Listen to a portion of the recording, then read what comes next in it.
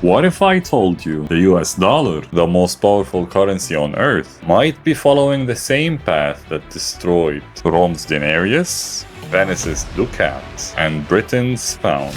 Every empire believes its money would last forever, and none of them were right. This is the story of how money built empires and how it destroyed them. Because when money loses trust, power disappears with it. And if history has taught us anything, it's that no empire, no matter how mighty, is immune from that rule. Buckle up. This is the story of how currencies have fallen. Before we talk about the dollar, let's go back, 2,000 years back, to the empire that first learned this lesson, Rome. Rome didn't fall overnight. It fell coin by coin. The denarius was once the empire's heartbeat, pure silver and trusted across continents. Soldiers were paid in it, merchants traded in it, and everyone believed in it. But as wars drained the treasury, emperors needed more money. So they cheated. They mixed silver with cheap metals. Every new coin looked exactly the same, but was worth less than the last one. At first, the change was barely noticed. But soon, prices started climbing. Bread and other goods costed more silver than ever, and soldiers demanded more pay to survive. Merchants refused the coins, and trust in the currency began to crumble. Sounds familiar? That's ancient inflation for you. Basically, Rome was printing money without adding a real value. They increased the coin supply, but the amount of goods and services didn't grow, and the silver that was backing their currency didn't increase. When too much money chases too few goods, prices rise and confidence falls. When people stop trusting money, the whole economy falters. And Rome learned this the hard way. Lose trust in your currency, and even the mightiest empire can crumble. Centuries later, another empire would rise. One that built its power not only on conquests, but on trust. Venice. Venice rose from the ashes of Rome. The Venetian Ducat became the gold standard of trade.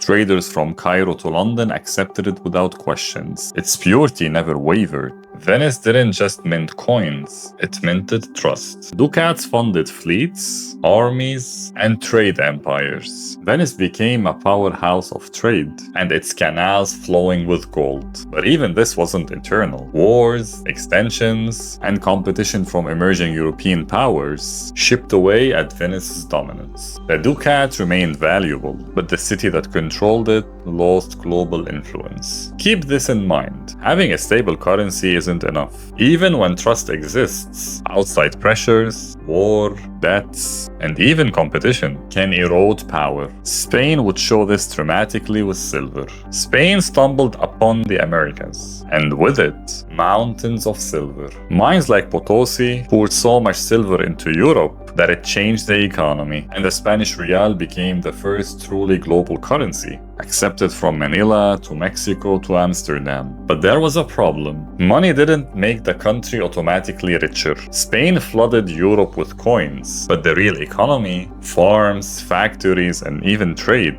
didn't grow fast enough. Each coin became worth less, prices rose, and inflation soared, and people needed more money to buy the same goods. Wars with England, the Dutch, and France drained the treasury even further. Spain had all the money in the world, but it couldn't turn it into real strength. Being rich on paper didn't make Spain rich in reality. You might be asking yourself, what could have Spain done differently? Well, it could have controlled how much silver was flooded into Europe, instead of letting it devaluate the currency. It could have invested in productive industries and in trade, building real wealth rather than hoarding a treasure. And it could have managed spending more carefully. The lesson is clear. Money doesn't create strength. It must be backed by real value and sustainable policies. Spain's lesson set the stage for Britain, the next empire that would show how to turn a currency into lasting global power.